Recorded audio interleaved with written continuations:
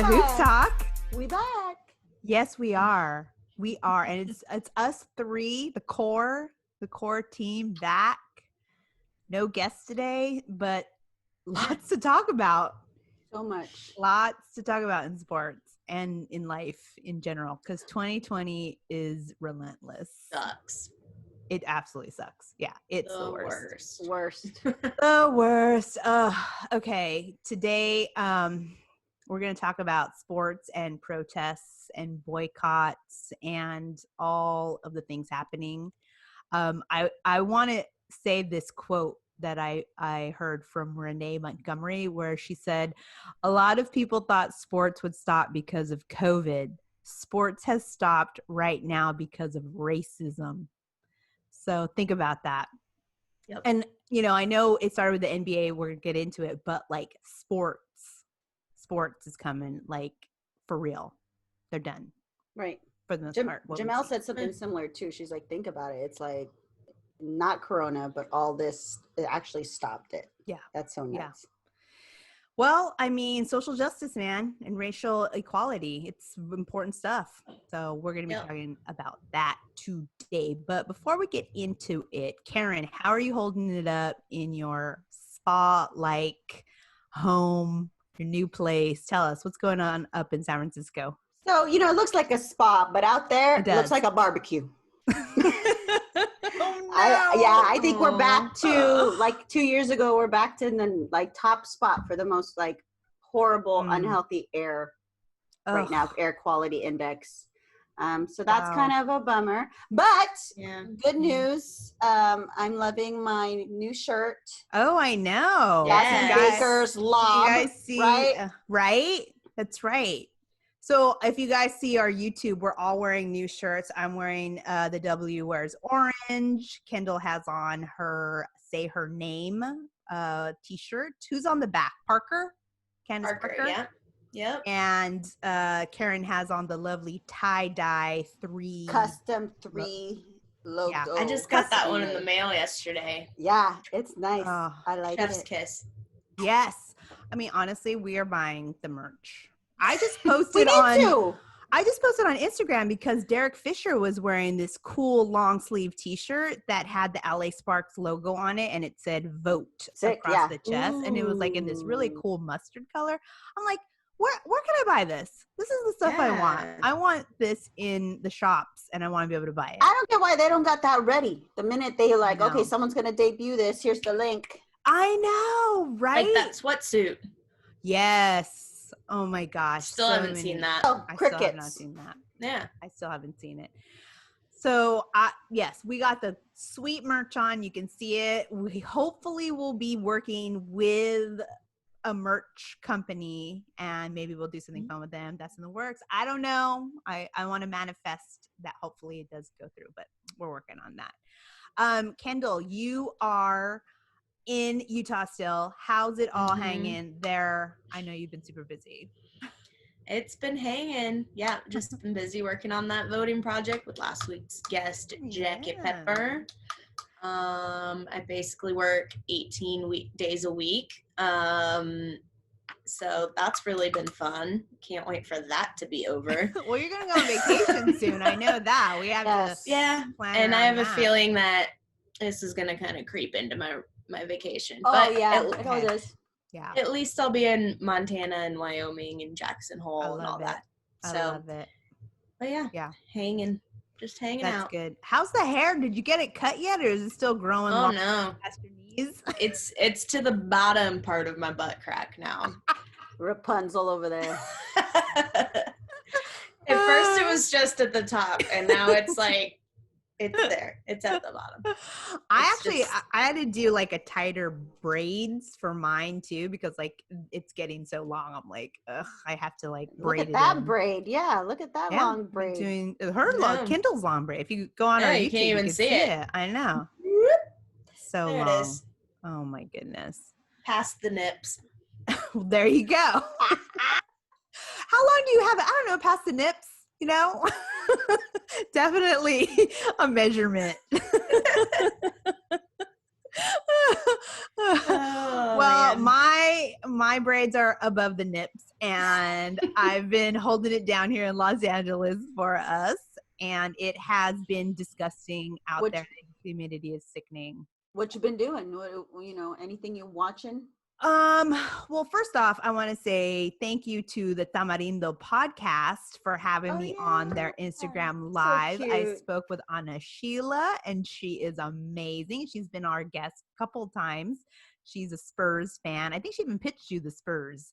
Yep, Kyndall. So she pitched you the Spurs, and they actually their second season started this past week. So check out Tamarindo podcast.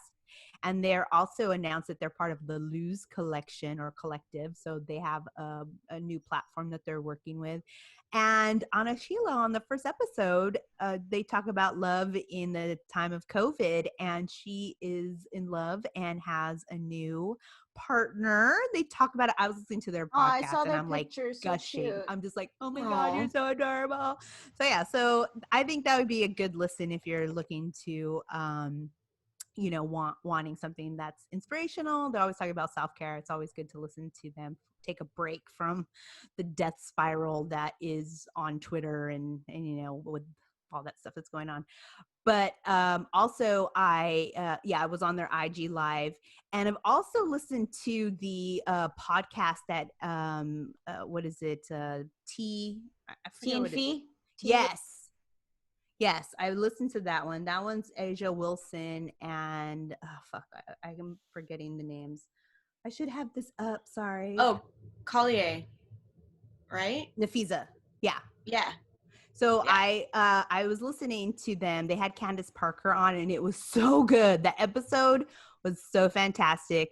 Also because I really love listening to Candace Parker talk about motherhood and motherhood in the Wubble and having her daughter there. And then a lot about she talked also about like how she wishes the analysts would be like a lot more, like talk about when a play is a bad play, not like hold back, not try to make it all like pretty for the WNBA, call it as it is and what have you. So I would say go, and those are two podcasts that I'm listening to and loving that I think you would be interested. What I'm watching, I don't even know what I'm watching nowadays. I mean, to tell you the truth, it was kind of fun to watch. I mean, I know it's terrible, but because basketball started so early for us here on the West Coast, I would literally turn on at 10 a.m. to watch a game. And I felt a little bit guilty because it does take you away from what's happening to watch. I mean, not really, because you're seeing the players with a lot of, the advocacy they're doing on the court, but it is a little bit of escape. And so I was doing that. And then I did this for y'all. I took one for the team. I watched the 4 days of the RNC. You're a fucking saint. Yeah. It was awful. It was every bad mind melting thing. And it's like I don't know. It's just terrible. You have thick skin. You probably put out crystals and sage. I don't know what you did. That would have fucked me up. Yeah. It was definitely like watching a death cult, hearing them speak. Oh, that's why you love cults. That's why. I do love cults. I see now. I see the appeal. I do actually love reading and learning about cults. And I will say that is a death cult. And they had like the at least over 1,000 people a couple of nights that had no masks on, that were, Know that. Yeah. Okay, let's wait for 2 weeks. Just let nature take its course. Right. Survival of the fittest. Natural selection. We've lost a lot of good people, so maybe it's time for the pendulum to swing, my friend. Yeah. Karma, baby. Well, they're already saying like that Sturgis motorcycle fair is like showing spikes in these different states from people that attended there. And because they're gross. And they were also saying that the reporters were asking the people at the RNC like, what's up with no masks and no social distancing, and they kind of have this attitude of like, well, everyone's gonna get it eventually, and you're just like, wow. It just blows my mind that you're more concerned about the the things that are not even in this world, you know, that are potential and all this stuff, and yet you don't care about the people that are living currently in front of you. Yeah, and they're So, like, oh, I have good health insurance, or I know someone that's a doctor. And it's like, well, why would you even put that on people? yeah. God damn it. I refused to watch a second of that, and when it was on Same. Twitter, I scrolled right by it. But I did get like a 30-second glimpse last night while watching MSNBC or CNN, one of those, I can't remember. And they did like a mashup of all just the fear mongering. And I gotta say, what's his the girlfriend of Junior? The one who's just Guilfoyle? screaming. Yeah. Yes. Guilfoyle? Oh my my God. Oh, Did you see the Guilfoyle challenge? Oh my God, I was. No, what is Oh my that? God. So people after, I guess she went the first night of the RNC. I don't know when she spoke. Yeah. After she spoke, or after she yelled, really. Right. Yes. People took to Twitter, and there is this one video of this guy and his buddies, and he's standing on the streets of, it's got to be like New York or something. I don't know. Oh, I did see. And he's just screaming.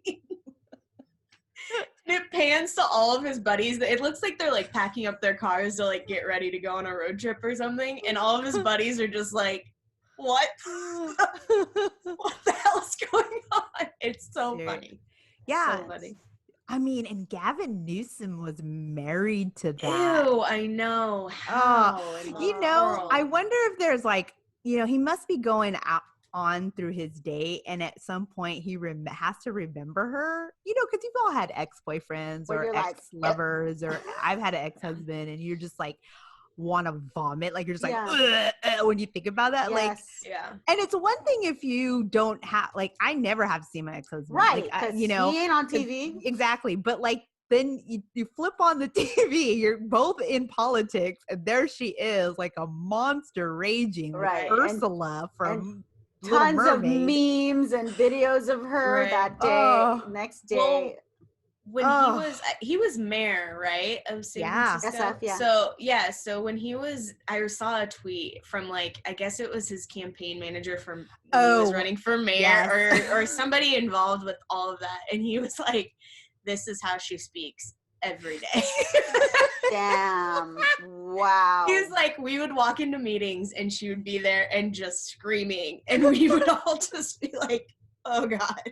Well, there's also that picture of them for like Town and Country or one of those where they're like laying on the ground, and it's just so bizarre. I mean, we all make bad decisions. So I lived in San Francisco when like she cheated on him. She used to do this because she's a lawyer, I think, and she used to be on this show like Law TV or something, and she would have to fly to New York to shoot it, and she like had an affair with her co-host or something like that, and so he spiraled. And like the next thing you know, he's down in like the marina with all these like young co-eds and having red cups and doing all this blow and like having an affair with his best friend's wife and living in the Ritz-Carlton to like do rehabbing and all these things. And we were there for that. And they asked, like, they did like a person on the street, like, hey, do you think like the mayor should step down? And they asked these two different guys on the street, like, and they're like, yeah, he's scumbag, blah blah blah. And they asked this one woman, and she was like, well, it takes two to tango, he's very handsome. I was like, yes, that would have been my response. Oh my God, guys. Hey, you're not wrong. Yeah, he's a good looking dude. He is. He's handsome. She was born in SF, and she's half Puerto Rican. She grew up in the Mission. Like, oh my God, that's like what Babe Ruth's gone wrong. South. It's infiltrated her brain, and it's bad. It's a disease. Trumpism is a disease. It is. And like you saw, well, her fiance, I don't even know, are they married or whatever? Donald Trump Jr. came on after, and he was fucking so high, like his eyes. Yeah, he was like crying. Red, like and then they had like the entire Trump family come out and trust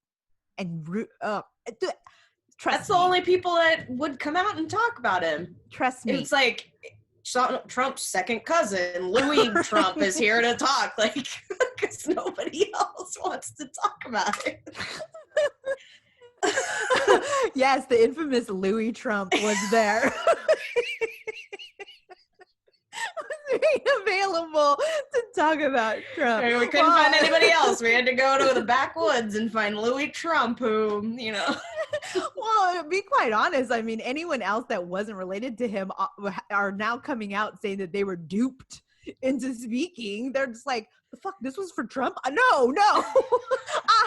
I'm not a supporter. I was totally duped. The fuck? It's like, oh my God. It's like, oh my gosh. Insane. Like, the whole thing was insane. And let me tell you, not once, like, all the things that they were talking about during the RNC about the lawlessness and the looting and the burning and all these things that they were talking about, it's like they were trying to say this is Biden's America. And I'm like, well, sis, like, it's literally happening on your watch. So I'm not quite sure if you're understanding that. Let that sink in, that all the things that you don't like are happening because your administration is allowing it to happen. So, and if people aren't smart enough to connect the dots, I don't understand. You know. Did you see in the same like 30-second fear-mongering that I got to see on CNN, when Pence spoke and he's like, "Make America great again." What a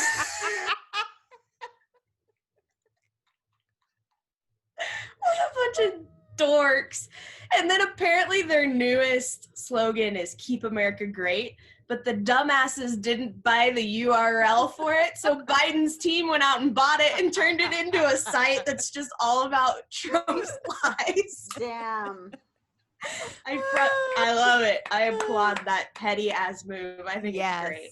That's what you gotta do. Oh, and he just threw like another rally recently and no one wore masks. And when the state, I think it was in Massachusetts, was like, hey, it's the fucking law. You gotta wear a mask. And it was all boo. It's like, what is wrong with you? It's a death cult. It is 100% a death cult. It is a disease. Total death cult. Like, they're like, by any way, means we will win. And if that means that we kill our own people, we don't care. Like, wow. They've served the purpose. They act like there's no disease anymore. They're like, and when that China virus came, and you're just like, bro, it is still here. So I did that. I watched Fun for the team. So you guys to keep us informed. Oh my! I know. I had to. I mean, we drank a lot. You have to. If you did that sober, I would have. We would have had you go to a doctor and have you get checked God out. Bless everybody on MSNBC and CNN that covered it. They deserve hazard pay.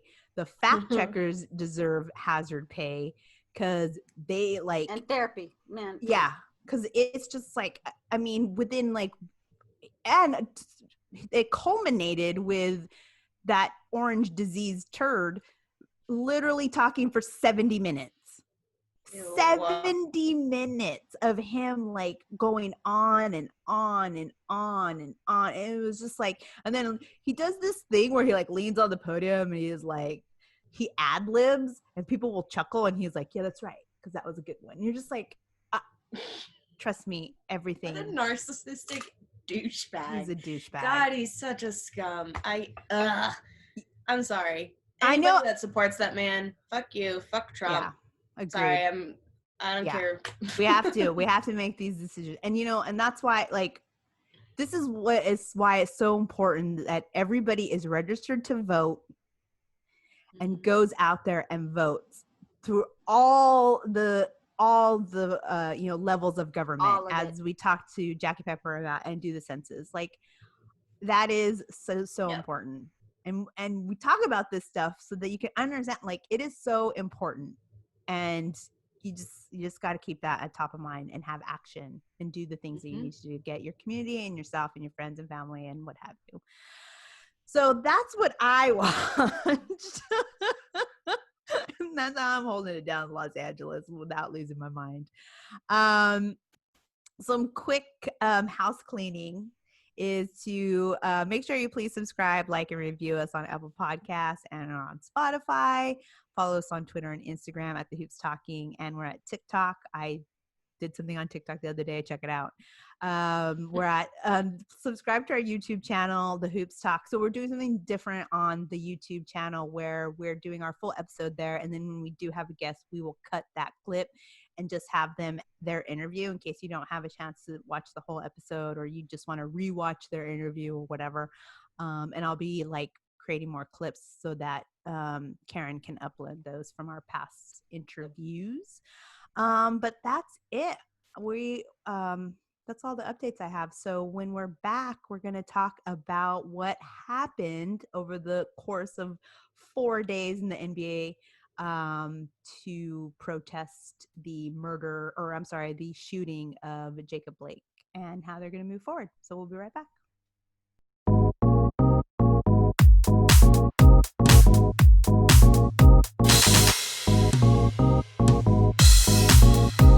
And we are back. So guys, we had a very emotional and history-making events happening with the NBA and the WNBA in these last few days. And this whole week. I almost couldn't keep up with all the updates. Like I just was like, the information was just like very fast moving. But essentially Wednesday, I believe, is when this happened, where the Milwaukee Bucks were going to play Game 5 against the Orlando Magic, and they decided that they did not want to play in protest for the shooting of Jacob Blake, who was shot 7 times by a police officer in Kenosha, Wisconsin. I think I have Kenosha right. Kenosha, Wisconsin. Yeah. And, Jacob did not die, but he was shot 7 times in the back. Paralyzed and handcuffed to his hospital bed at the moment. With his 3 children and his partner in the car. So why is he handcuffed to his hospital bed? Because the police are he's arrested for something. I don't know. Oh yeah, they even explain why. I think they finally took the handcuffs off recently in the last update I saw. I know. Like, why even go through it? Place. He can't even fucking walk. Where is he gonna go? Right? Girls, trust me. If you cannot see like this as for what it is, then there's something wrong with your fucking brain. There's something wrong with you, because he was shot 7 times. And then they try to come out with, well, he was going for a knife or he had a knife, and I'm like, I don't remember anybody ever needing to be murdered or almost murdered even if he did have a knife. Like, when you kill someone or try to kill someone with 7 shots in their back, like that close range. Yeah. Right.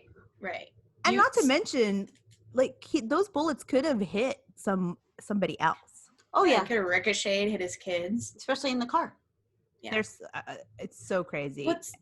What's crazy is that people think that they'll go back to he got detention in 8th grade, so you never know what he was going to do. Yeah, and it's like, okay, first of all, cops aren't supposed to be shooting people who are guilty, right? Let alone people who are innocent, right? That's where this whole thing, you guys are all hung up on he was a bad person anyway. He was a bad person. Shit. It doesn't matter if you're the shittiest person in the world, exactly, or you're innocent. Cops are not supposed to be killing people. Yeah. They're there to protect and to serve. Yeah. And not to be killing. Let's make the comparison of the 17-year-old fucking kid who came and drove. Yeah. His mom drove him all the way across state lines from Indiana to go shoot protesters, killed 2. Mm-hmm. He didn't show up to court the other day. So they're just extending. That's it. He's alive. He got water. He got to skip out on his court date. What? Yeah. Well, I mean, and he's got priors. Oh, yeah, but not even. But he's young, is what they're saying. He's too young to know what he did. You know what? That is bullshit. And but also the fact, Tamir Rice.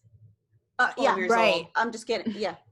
I mean, we have so many young people who have died for having a fake gun, for being picking up Skittles at the store. Yeah, it is incredible. What about all those young? I mean, we could go on, the fact that this is such the evidence here from your eyes. You don't have to have a law degree. You don't have to be, a scientist or a social science. Literally, you could see the differences here because that kid, Rittenhouse, he also has all this stuff on social saying exactly what he wants to do. Right. His mom bought him the gun. His mom drove him his ass. he's not even from there. Okay. Yeah. So he's an outsider coming in and decides, you know what, look at me, I have a gun and I'm going to shoot you because I need to protect this business that I'm not even part of this community. Right. And I'm sorry, there's no fucking Bed Bath Beyond or whatever that needs you with an assault rifle to deal with it. Right. You know what I mean? There's like no business. And the minute he was open carry under 18, breaking the law right there. Yeah.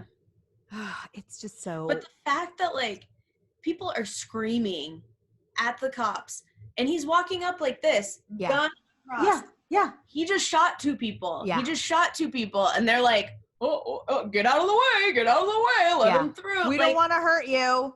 We don't want to hurt you. He literally, and not only that, but like he wasn't that much further down the street. Could they not fucking see him shoot the 2 people? Or hear it? Like, hello. Right? Like, yeah. the whole thing was like, oh, we thought he had a knife versus we saw someone in his hand with an assault rifle strapped to his body come and shot people. Like, I don't understand. And like people will try to twist this any way that they want to, but if you can't just see it for what that was, and it's disgusting and repulsive. Yeah. It's and this absolutely whole repulsive. resisting arrest. I saw him get up from the ground, walk around to Jacob Blake, walk around to his car. And then in opposition, I've seen videos of white men screaming in officers' faces, telling them they're pieces of shit, that they're going to fucking kill them, knives in hand. Nothing. How is that? How does anyone say that's equal? Yeah. And it just keeps happening. Why are they, these freaking cops are fresh, like from high school. All they have are high school degrees. Right. Or GEDs. Right? Or GEDs. Like they go through like 3 months of training. Oh, I thought it was just ridiculous. 2 weeks. I don't even know. It's whatever it is. It's like, it's not enough. Yep. They're scared out of their minds. And when they are taught, like when they're shooting, they're shooting to kill. Like, okay, so right. So if somebody has a gun and, they've got it aimed at you, like, why are you shooting to kill this person? Like, why are you shooting 50 times rather than just once? Right. Yeah. Why are you in the back? Like, you have a fucking taser. Yeah. Like, I get if someone's got a gun in front of your face, like shoot to kill. But if someone doesn't, why not shoot the leg, shoot the foot? Right. Like, or why shoot at all? You have a fucking taser. Like, you literally shouldn't be shooting at all. Period. You should not be shooting at all. But I get that if there are some circumstances where things get real, like there's sometimes when they show up to domestic violence things and people are shooting out their front door or whatever. Like, but like you still shouldn't be shooting to kill. No. Yeah. Like, yeah. That's not an investigation. No. That's it. No, you are not judge and juror. You are. That's an execution. You ain't God. Yeah. You're not going to investigate. You're going to execute. That's an execution. Right. You've determined whose life is valid and whose isn't. I mean, and not even like an investigation. They're shooting wrong people. Period. Yeah. Right. They're shooting people that are like that one officer that shot that man. She went into the wrong Breonna Taylor? In general. Breonna Taylor. Period. Yeah. That whole incident. Have you guys seen Queen and Slim, the movie? No, I want to though. Okay, it's beautiful, and also just like the right at the end made me cry. But literally, it's like you see this whole system that we're seeing. You're seeing it played out in a fictional story, but it all makes sense now. It's just like it's just so nuts. But yeah. And then they always have this excuse. They resisted arrest and they were armed and dangerous. And that's their excuse to kill. Well, you know what else, too? I would resist arrest if I knew I didn't do anything fucking wrong. Right. Exactly. Right. I'm sorry. I'd be like, why? Even if I was speeding, there's no reason for you to come up with me with your gun pulled out. Like, right. Yeah. You can't, and then you can't even reach for your license and registration because they're going to shoot you. It's like, it's no win. Right. And if people are not they don't understand that. I'm telling you, I saw 4 days full of people that don't understand it, but think that they're doing the best for the country. Right. Okay. Yep. Yeah. And we forget we pay cops with our taxpayers. They need to serve us. So if you're stopping me, you need to tell me for what. What are you wasting my tax dollars for? That whole, like, I'm telling you, I'm not going to go back to talking about that convention, but it was all our tax dollars. I'll let you know that now. Yeah. That was all our tax dollars. Man. Our tax dollars to keep that pile of garbage in the administration. Yeah. They're all complicit. I saw a thing on Instagram, I can't remember where, but it said that out of the 200 and whatever days we've had this year, only 12 of those days has a cop not killed somebody. Whoa! Is that not ridiculous? God. Whoa.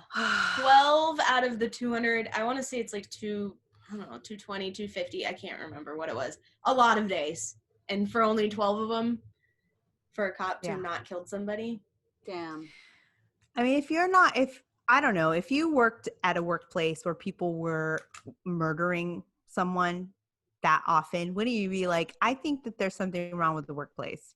Mm-hmm. Right? If you're in a workplace where people like are just allowed to harm other people and just be like, okay, well, you have to like not be here for a couple days. Right. I would say that internally you'd be like, the fuck is going on here? Right. And that's the fucked up thing. Like, if you are in that situation, what can you do? Like, you can say everything like this, these are my rights, whatever. But at the end of the day, that cop has power to continue to harass you. And if anything happens, guess who's going to protect him? His blue brothers and sisters and the not only that, system. like, even if you do try to talk, because remember that policeman in Los Angeles who tried to say like, hey, you know what? There's some racism happening with his partner. And he like got dismissed, got like fired, all these things. Yep. Yeah. And then what happened? He was like, all right, well, I'm going to come after you with a gun and I'm going to kill you and all your family. Yeah. He went on a murder rampage. And it's just like, but no one. Go ahead. No, I was just saying, like, no one thought to think like, okay, what was the motivation? They're just like, there's a man in a cabin with a gun who killed a bunch of people. And it's like, well, I mean, why was he driven exactly to that? Well, and you want to talk about priors, most of these cops have priors, but they still get to keep their job. And then what happened? I always was told they do some psych tests. What the fuck is this? Is this a BuzzFeed test? Like, come on. No. We need some legit. What sandwich are you? Come on. We've seen enough Law and Order. Okay. We've seen enough to see what they do. It's just so blatantly obvious. Like, all these all lives matter people. First of all, blue lives is not a fucking thing. They can take their uniforms off at the end of the day. Make a choice. You can't take your skin off at the end of the day. Right. That is a job that they have chosen to take on, and they understand the risks that come with it. That's just like when you sign up for the military, right? Mm-hmm. Or being a fireman, whatever. Being a marketer.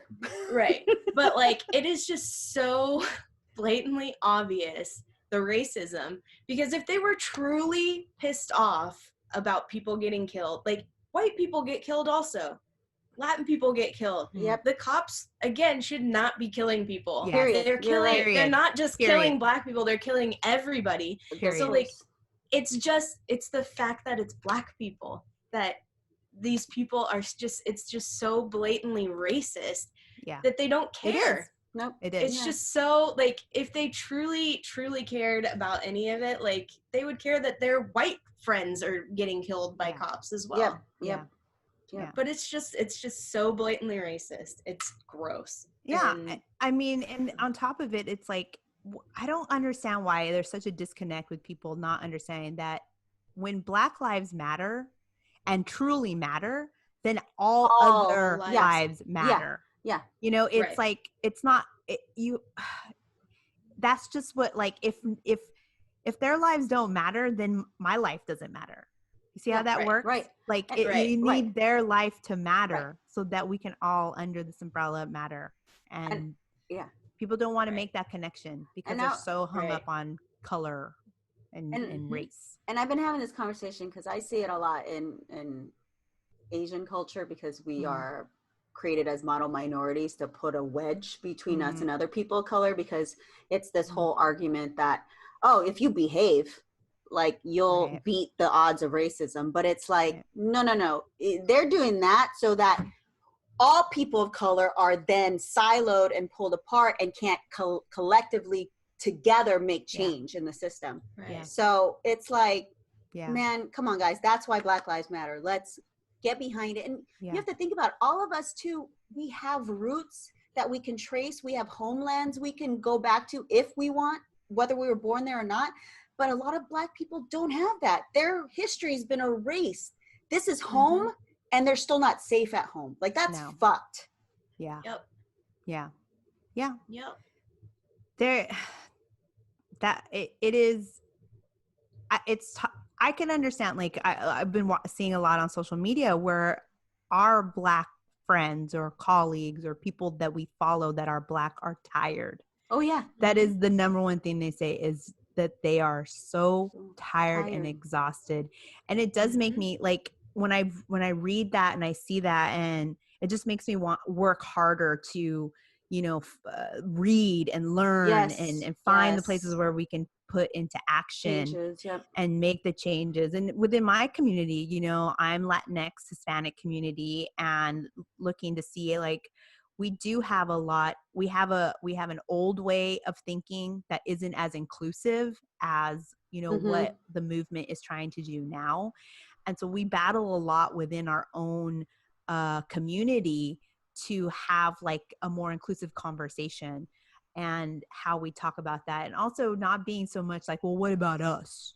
Why is it just Black Lives Matter? And it's like, no. It's like, how we can't have those conversations. We need to know, like, what exactly to what I had said, when Black Lives Matter, then we all matter, and we all need to be putting that in. And, it's just, there's, seeing our friends so exhausted and being in a place where they're still having to be called upon when something like this happens. It's just, I can only imagine, like, how tiring it is for them.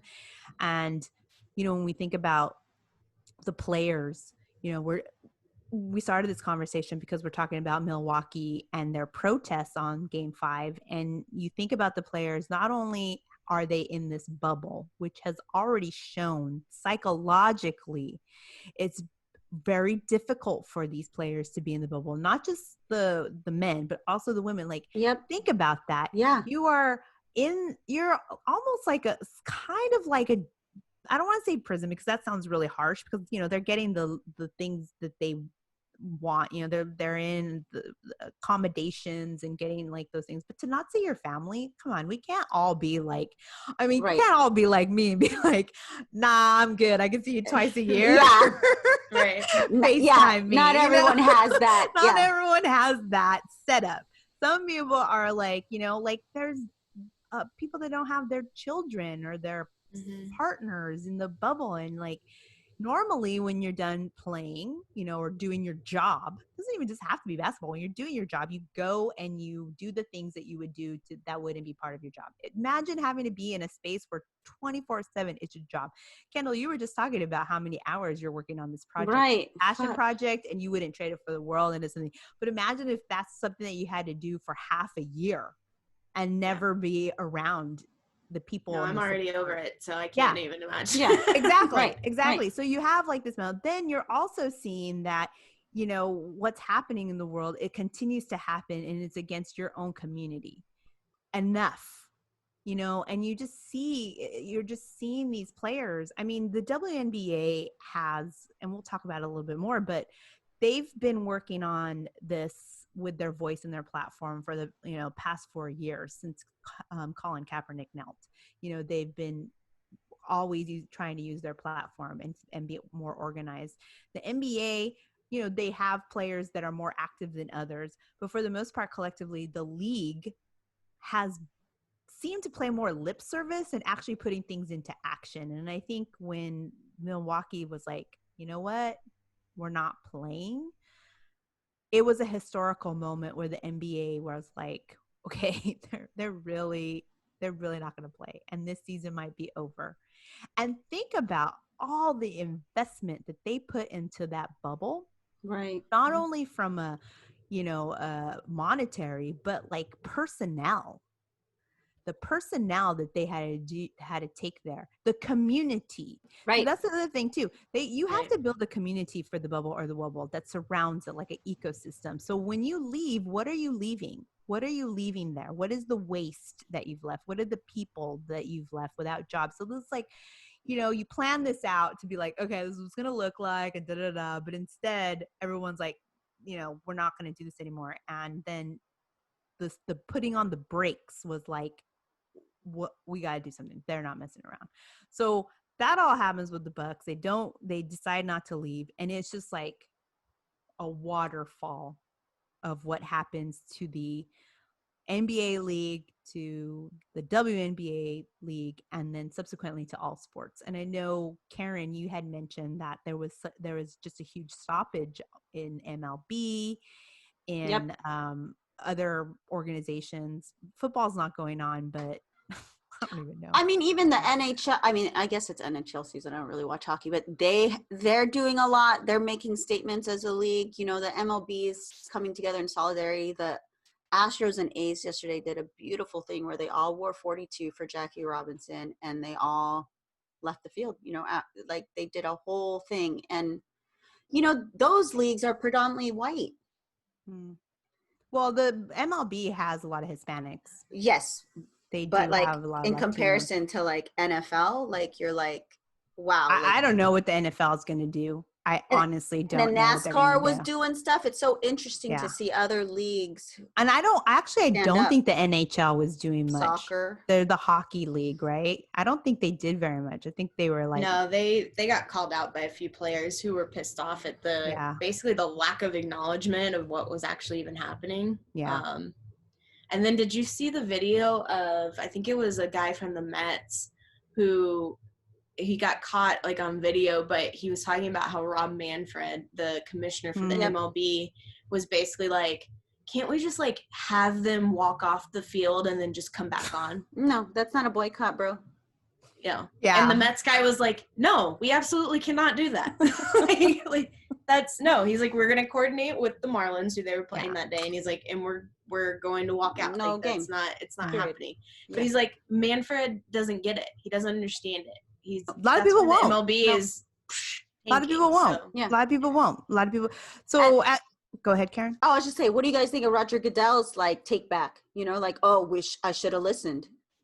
Well, I mean, I am not someone who thinks that we shouldn't evolve. Right. I agree. But I'm also like, I'm not someone who's like, and I was about to tweet this or share it yesterday. So if you've never seen God, that means God doesn't exist, right? Because a lot of people say, well, I've never seen racial injustice or prejudice or police brutality. Right. I've never experienced it, so it doesn't exist, right? Like that's what I feel like is happening to a lot of people who turn around, because like now they're seeing it over and over and they're like, yeah, there might be something to that. There's also the fact that like people who don't consider themselves racist tend to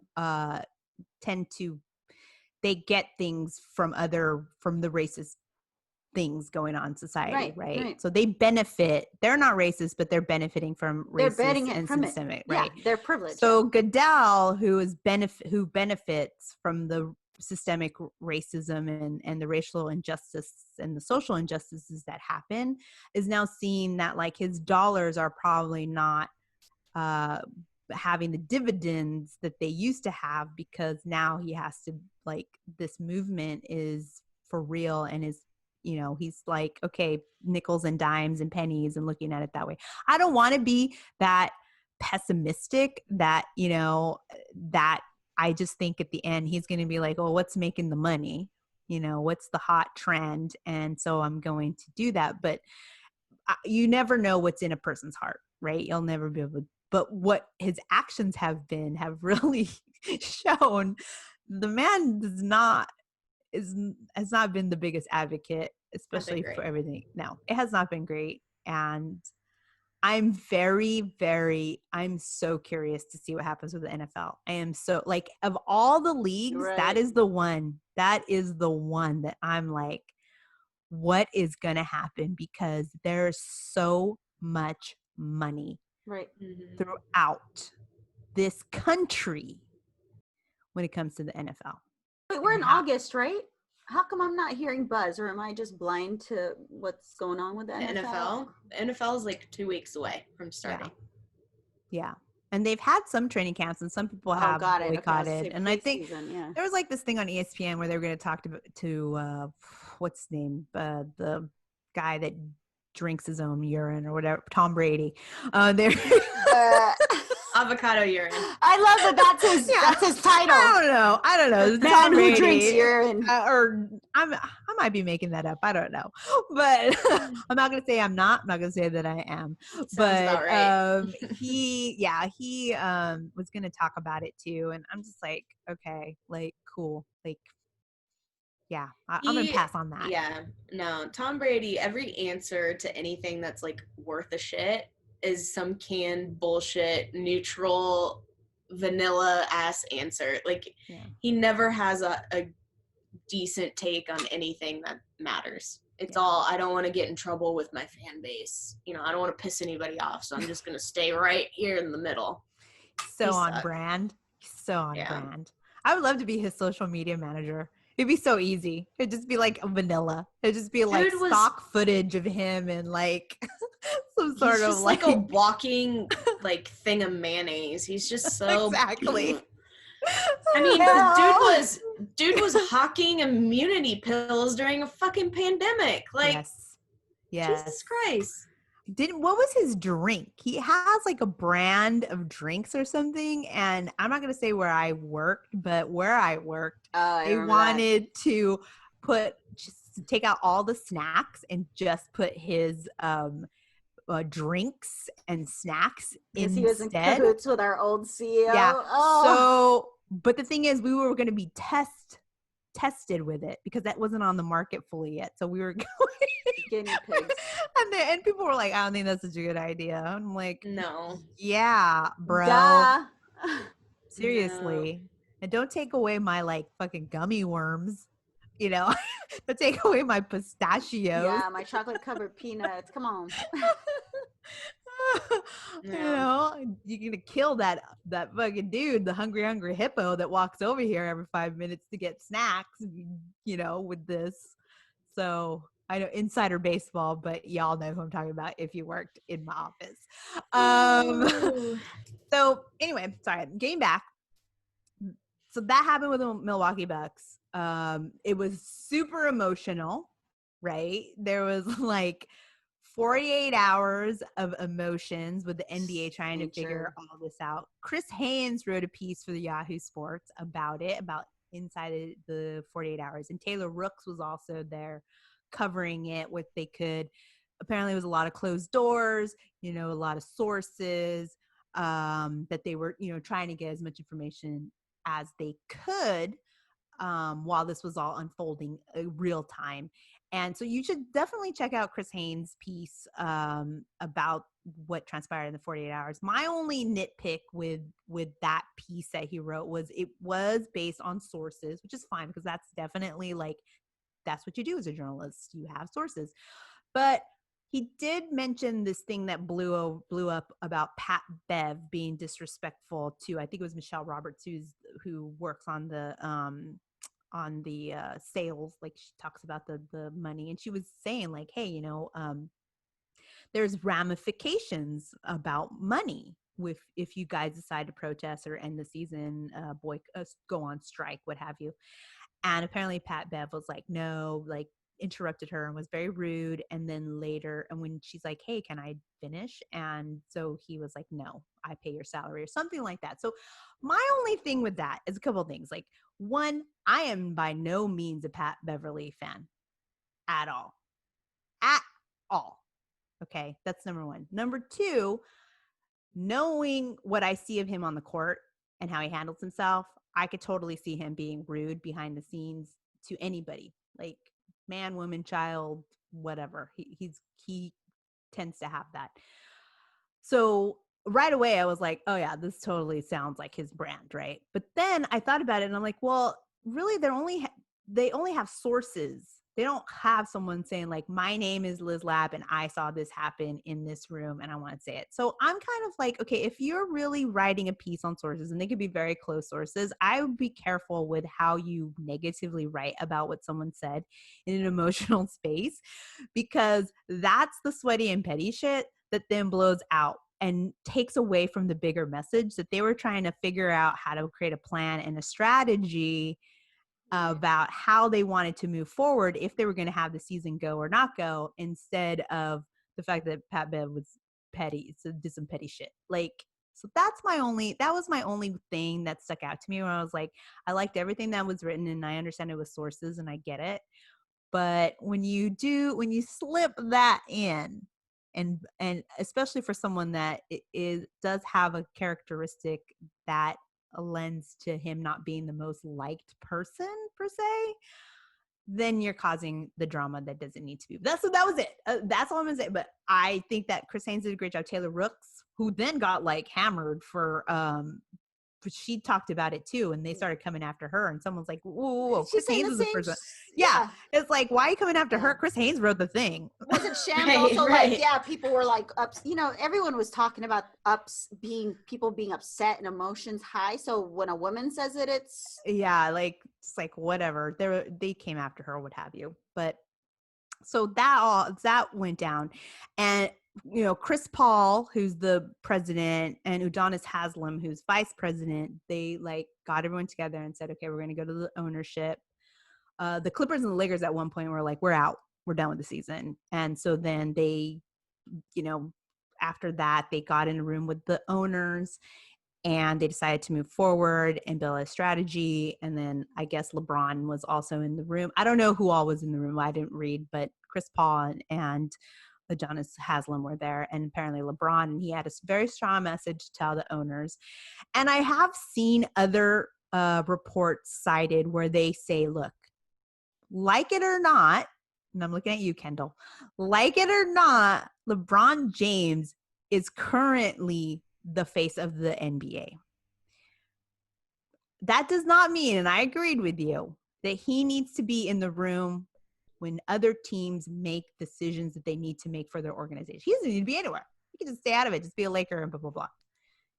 I totally get that. But I think the NBA, has put this crown on his head to be the one that is the face. So they tend to go the way that LeBron goes. And so LeBron was in that meeting with the owners, and he was like, had a very strong message. I don't know what exactly it was. I didn't read further than that. I'm not disagreeing that LeBron is the face of the NBA. I think you'd be stupid to say he wasn't. But what my thing is I don't think this is a time to be territorial over things. Mm-hmm. That's the beef I have. This isn't a time to have egos and be territorial. This is a time that we should all be coming together, not dividing over the fact that a team chose to protest and didn't run it by LeBron. That's my only thing. Great. I understand and I appreciate everything that he does off of the court when it comes to voting and social justice and all of that stuff. I just don't think that if a team like the Bucks decide that they want to protest, that they have to run it up the flagpole to LeBron. And I think that obviously we don't know what happened in the meeting, right? We're going off of tweets. So what all of the tweets are saying is that it got heated and LeBron stormed out and other players stormed out and whatever. Mm-hmm. I don't think that's necessary. I think that's it's just not like, it's counterproductive. Exactly. Yeah. Like, sorry, they didn't run it by you, LeBron, but like this happened in their state. You have no connection to Wisconsin whatsoever. This is happening in their backyard. Mm-hmm. And they happen to be the next team to play the first game after it happened, so that's the only thing I have is this isn't a time to have an ego and be territorial over stuff like this. Mm-hmm. Yeah. I was more like, I can understand more of the frustration, and I understand what you're saying about LeBron. And I think I would be, the frustration for me would be like, okay, now what? Right. Like, you've made this happen. What was your plan? What were you hoping with the outcome to be? Because it's one of those things where like, we don't see the forest for the trees. It's all like, it's just right there. And I totally think that they should strike and boycott and protest. Like, I had no problem. I was just like, you know what? We got to respect this, in its entirety. I do think that then, the rush to like, okay, now what do we do from here? It's a good conversation to have. And that's why, then they apparently, they have now formed a social justice committee with Barack Obama. And they've really been, trying to figure out the next step plans are going to be they've decided to play. So today they play. And because they felt like they had a bigger platform to do so if they played rather than if they did stop the season, is what the thought process is there. And then, it just shifts to me to the WNBA, right? Because the WNBA, once they heard that the Milwaukee Bucks did what they did, they all got together and it was up in the air whether they were going to play or not. And they made the decision not to play. But what I noticed that was so different from them is they, like, all the teams, they got together with NECA, who's the president, right? And all the leaders of the WNBPA to say, like, okay, we've decided that we're not going to play. How is this going to play out? What are our next steps? What do we have? And collectively, they were unified together. Each team, of course, had their own statement, had their own way of displaying it. The Washington Mystics had the custom-made T-shirts with the bullet holes, in the 7 bullet holes in the back with blood, and they spelled out Jacob Blake. Everybody had say her name. Every team had their own way of expressing, but at the same time, collectively as a body, they were like, we're going to do something. We're going to do it in an organized manner. And so they did that. And then they sat down with Holly Rowe, the leaders, and they read a statement. I think there was another statement right before I put it on our Instagram, but they read a statement collectively. And then they talked about we've decided we're going to keep playing. And these are the things that we're going to focus on. Voting, voter registration. Yep. That's so important. So they've said, like, okay, we're going to play and this is our platform. Remember, guys, that they were the ones, I think it was Breonna Stewart who did the Black Lives Matter on the courts. And it was Angela McCautry who did Say your name on the Say back. Your Name, right? Yep. So they're like, this whole season before it even starts is going to be dedicated to social justice, period. So they just kept organizing in that manner and in a very transparent way, in my opinion, because they brought in Holly Rowe, the other journalists. They're like, okay, this is what we're saying. This is the thing. And it's not like each team is, like I said, is doing their own unique presence, but they know collectively it's like, okay, this is the pillar, guys. This is what we're all marching towards. This is what we need to do. So it was so different to see that. And I also think they created Erica Ayala. She reported on the social justice committee that the WNBA was forming. And she just put out this great piece on the Washington Post about how the WNBA has been at the forefront of speaking on social injustice and advocacy. And they've become much more organized as a full body to do this. But when Colin Kaepernick knelt 4 years ago, that's when they were like, okay, we're going to do this in solidarity. This is the right thing to do. She lists, you got to read this article. It's fantastic. It's on a paywall. Pay the $1.99. Trust me, is worth it. I shared the link on our Twitter, and I know it's on a paywall, and you know how much I hate paywall, but worth it. This is a good one. she just lists. She's like, look, in 2016, the Minnesota Lynx wore custom shirts that read "Change starts with us, justice and accountability" to honor the Minnesota native Philando Castillo, Louisiana native Alton Sterling, and they also included the Dallas Police. You know, they were honoring the 5 officers that were murdered. At the same time, Maya Moore, she's like, I'm stepping away from the NBA. I'm going to focus on the overturning the wrongful conviction of Jonathan Irons. Same time, New York Liberty, Phoenix Mercury, they followed with custom. They're making this too. Let me remind you, there's no company that's like, hey, you know what? We want to support. No, they are making these shirts. Arts and crafts in the bubble. Yes. Oh, yeah. Exactly. And they're making the same, Black Lives Matter, #5. The Fever, they knelt during the playoffs between the Phoenix Mercury during the national anthem. I mean, this was always going.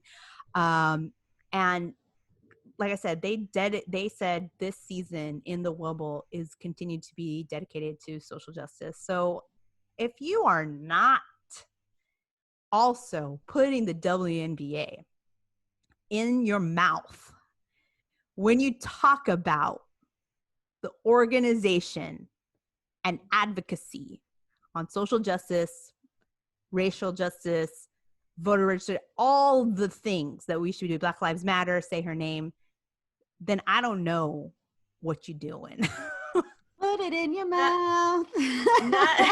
Not only should it be in your mouth, it should be the first organization should come out of it. Yes. Thank you. They've been doing it since day one. They've been practicing what they've been preaching since day one. Yep. Locally, global, they nationally. Get so much disrespect just for the fact that they're women playing basketball. And on top of all of that bullshit, they've decided that they're also going to take on stuff outside, off the court, that's bigger than them. So if you don't include them in your conversation when it comes to social justice, or if you think that the past few days with the NBA and what they've been doing is the very beginning of it, then you just haven't been paying attention. I'm sorry. Yeah. I'm sorry for you. Because that's what just like, I felt a little triggered. The W wears orange. That is for again. That's gun violence. I mean, like, I don't understand. And they're custom making these. They're like, if you did see the Washington Mystics walk out with the Jacob Blake shirts on with 7 bullet holes with blood on their back, you didn't feel anything. Yeah, and you sent that to me. Kyndall, you actually sent that to me, and I was like, wow. I mean, women do the most. Like the fact that everyone's in a bubble, yet the WNBA team players have their shit together, and they're juggling 10 million other things. So what are the guys in the NBA doing? Video games? NBA 2K? What? And but the thing is, they don't have to be exclusively mutual, no, they don't. Yeah, right. Yeah. You can do your video games and you can go. But there was a statistic that came out that only 40% of the NBA players are registered to vote. Oh, you put that on the agenda? That's nuts. Yeah. How's that possible? You guys, I don't get it. Like, I don't understand it. I don't get the lack of sense of responsibility. As someone that's on not just making tons of money, but you on national TV, you have reach, even if you are a bench warmer. Yeah, and you know what? You should register to vote, not just because you have tons of money, because the fact that you will always be Black. Yeah. Yep. It doesn't matter that you have a lot of money and you get like they say it themselves. Like there's a lot of people that come at these athletes because like, oh, you got tons of money and you're billionaires. And Chene Umake, she said, yes, that is true. Oh yeah. We have the privilege of playing a game that we love and making good money doing it. But what you don't understand is that when we leave the court, we are human beings and we are still Black, and our privilege ends because of the color of our skin. She's so right. Yep. And it's she's so sweet to say we're making good money because they weren't last year.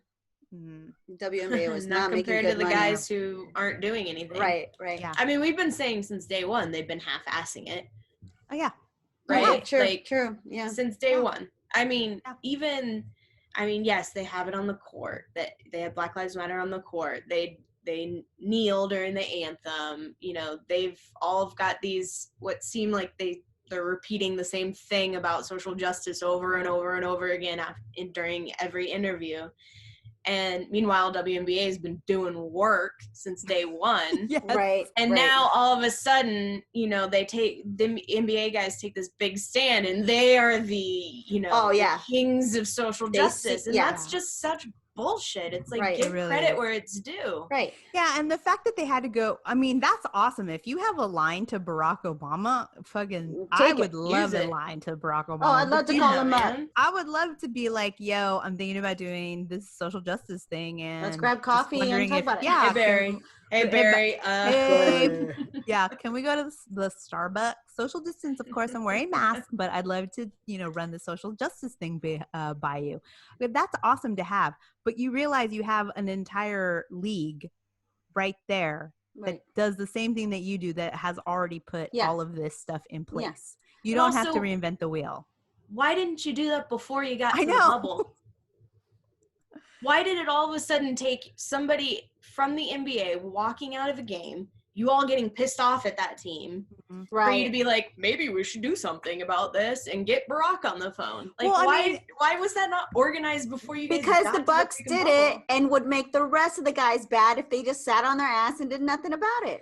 It's just so wild. Someone had to pull the trigger in the NBA. Yes. Because they couldn't just see what the WNBA was doing and how they were handling it, because that was not good enough for them until they saw someone on their own court do it.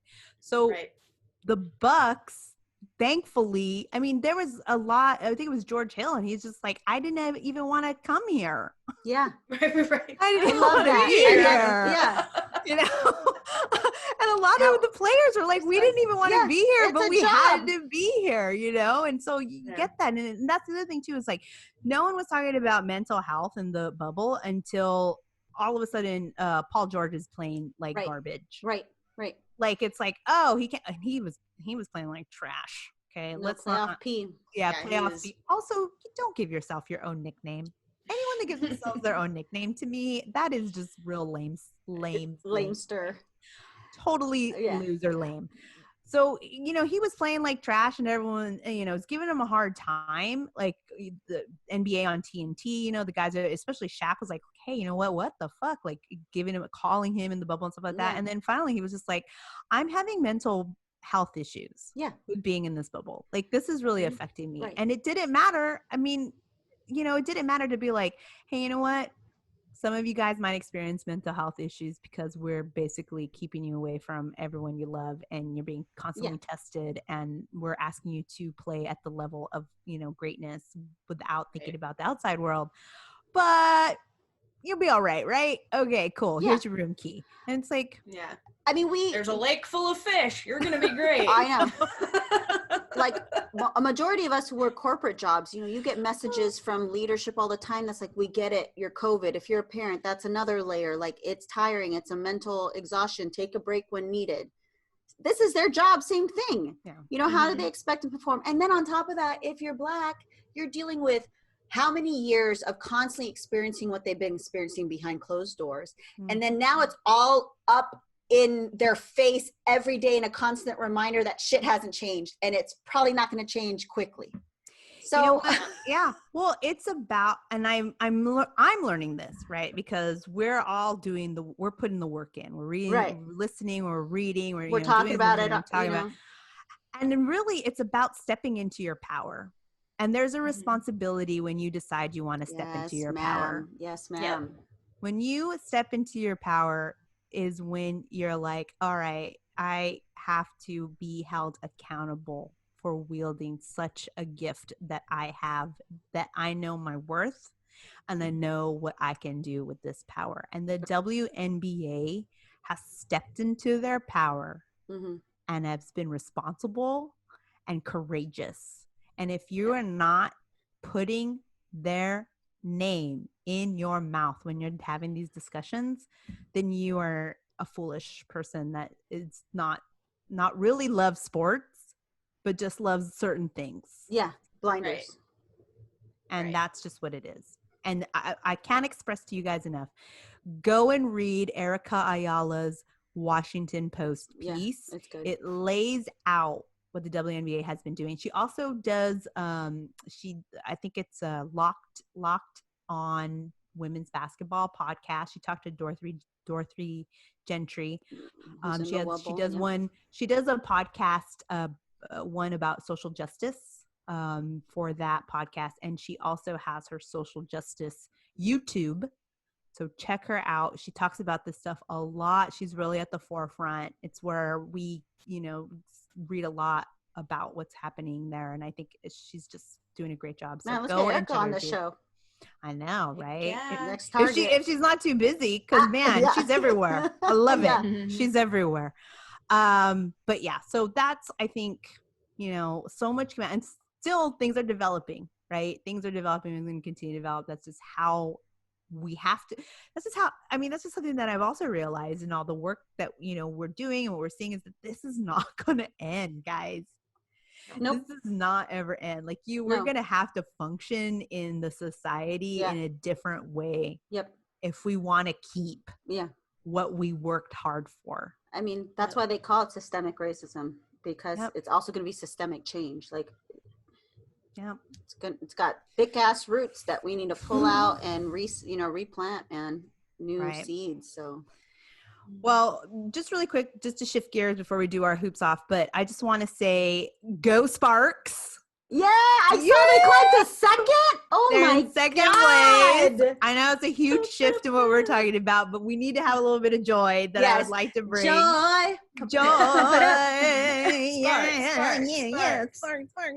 So the Sparks are in second place with the Las Vegas Aces. They're half a game back together from first place. They won yesterday. They scrapped it out. That's the other thing too. It's like, can you imagine having to wake up and be on point? Right after all of this, God bless the strength and the mental strength and the physical strength that they have to go. I do work in gym shorts. Right. But their gym shorts are valid, but you know what I mean? They have to perform. And I'm like, I know. I send out an email and I'm like, I need to take a nap. That was I need an hour nap. I sent out 5 emails. No way. I've been so productive today. I read your email. I got to take a nap and then I'll respond. So I don't even know how they find that, but the Sparks won yesterday. Chelsea Gray has partnered with Rock the Vote and Equality California, and she'll be donating $50 for every assist for the rest of the season. $25 going to Equality California and $25 going to Rock the Vote. So check their organizations out too, Equality California and Rock the Vote. Rock the Vote's been around, girls, since forever. Forever. Forever. I was a kid and what's Rock the Vote? Oh my God. I loved Rock the Vote because it was all when MTV got into Rock the Vote, and they would make all those videos with those rock stars that were fucking high or coked out. Probably not even and registered to Rock vote. The Vote. I'll never forget, there's an Aerosmith one that's so fucking creepy because I'm like, y'all are kind of gross, but I'm totally going to rock the vote, So yeah, so funny. I went down a rabbit hole with vintage Rock the Vote stuff. Ooh. It's interesting. Check it. You should do that and have fun. So that she did that. And then, let's see, Candace Parker just announced today that she's joining the Social Change Fund, which was created by Carmela Anthony, Chris Paul, and Dwayne Wade to support critical and timely issues impacting the Black community. And then I have been watching, the New York Liberty has these Stay Loud panels. And I just watched the one for Why We Say Her Name that was moderated by Brittany Packnett Cunningham in discussion with Sharon Cooper and Lashia Clarendon. She plays on the Liberty. And then Nikisha Lewis. Amazing. Because, we talk, it's also really important that we listen to Black women and what they're saying about these certain things, because then they'll teach us our vocabulary of how we can talk about it better and how we can be better advocates. And one of the things that I thought was really interesting was Nikisha Lewis talking about what, you're going to do things that are not, that are not right. Don't let fear stop you from trying to enter into the movement or enter into a space. I like that. Which is really interesting because, you get scared. You're like, I'm going to talk about this and I don't want to fuck it up. And they're tough conversations. It's tough. Yes, very tough conversations. It's tough, but so I would recommend going to see that particular panel because it was just interesting to hear how we can talk about the language around why we say her name and, not removing the fear of that makes you not do anything, because you're too afraid to do anything. So that I just had to give a Sparks update because, man, they rock. And I'm loving them. Spark. Oh, they're so good.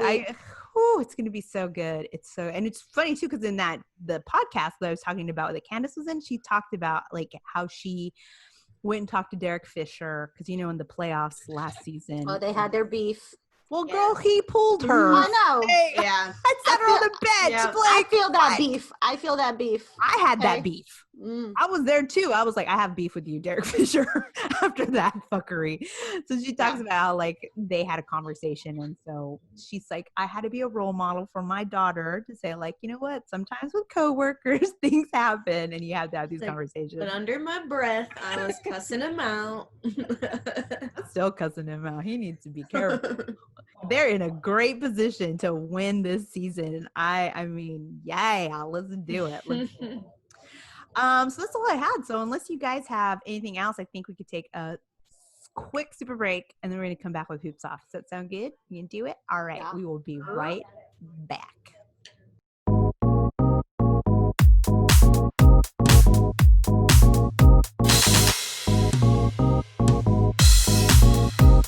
And we are back with our final segment, Hoops Off. Karen usually literally takes her hoops off, but this is a segment where we each get 1 minute to rant about something that we just want to take our hoops off, have you hold them because we're about to fight. So Kyndall is going to go first. I got 1 minute. Are you ready, Kyndall? 3, I guess so. 2, 1, go. Okay, today's Hoops Off with Kyndall is going to be about alternate MAGA hats and how I hate them and how I feel like whenever you change up the whole MAGA on your hat and add your little whatever you want to make great again, you just lose your message because all people see is the MAGA and the red, and that just has a really bad association with racism, sexism, you name it, ism.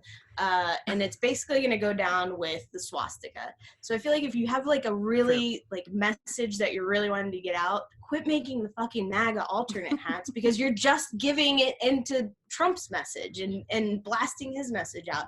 So just make a hat that's got your cool ass saying on it or whatever you want to say and just stay away from the Make America Great Again bullshit.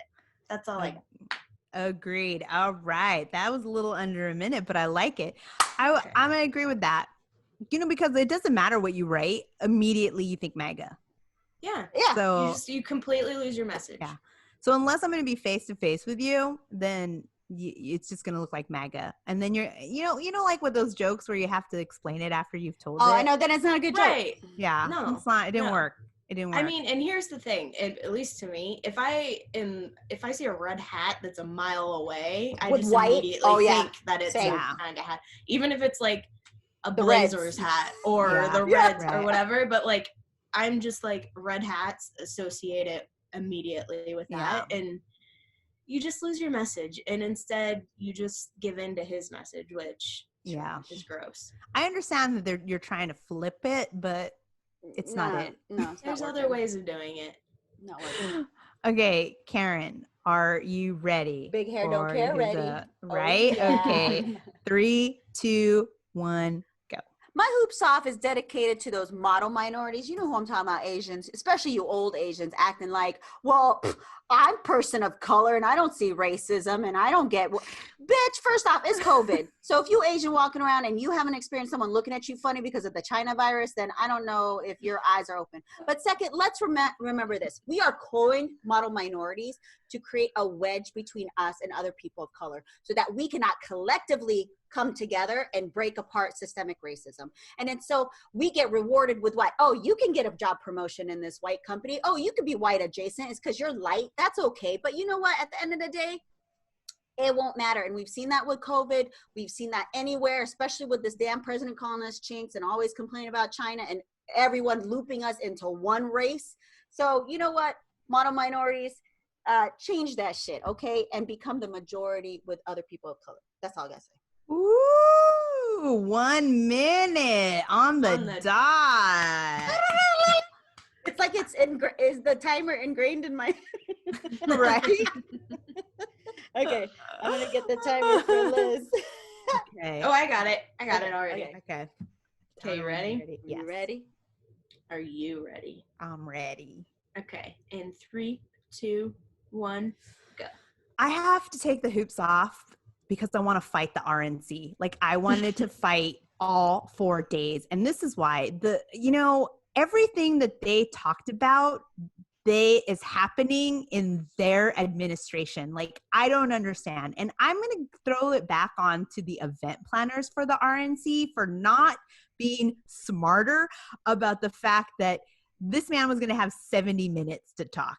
And all of these reels and all of these tricks and all of these people they hoaxed and tricked into being in these videos, like, the planners had no responsibility for the trash that they were putting out, and they do not take any accountability for the fact that they created the most monstrous, heinous death cult 4 days that has ever existed on this fucking planet. And so they are gonna fight with me today. Yes, On the dot. fighting words. Oh my God, I want to find those event planners and fight them. Yeah, we need to just get a Ew. graphic of you like this, and then like the words RNC, and you're like trying to like. They should use Budget. Melania's green dress, yes! green screen of me fighting with the event planners put on her dress. You versus Louis Trump. Right. Yes. I mean, am I being naive or optimistic to think that she wears her things on purpose? Because y'all remember does. Pussy Bow. Well, Yeah. Well, she also the thing on the back of her jacket. Yeah, I don't care. Or whatever it was. Yeah, I don't care. Do you? It's Yeah. like, oh God, I really don't care. I really Okay. don't care. Well, that's it. That's it, my ladies. We want to thank everyone for listening today. Oh, and before we go, Chadwick. our Black Panther, he passed away, colon cancer. Fuck cancer. That's Fuck our cancer. collective hoops off. Fuck Fuck cancer. cancer. And thank you for all of the movies where you embodied all of our legends and all of our heroes. Good Marshall, Jackie And Robinson. such a beautiful light. And we'll always have that in prayers to you and to your family, and love and strength to your family. Yeah. With that, make sure you guys are listening to this podcast. We're on Apple Podcasts. We're on Spotify. Follow us, DM us, social handles. We're on Twitter at The Hoops Talking, YouTube. Yeah, that's it. Thanks for listening. Karen, how do you want to keep it? We want to keep it sweaty and heady. We out.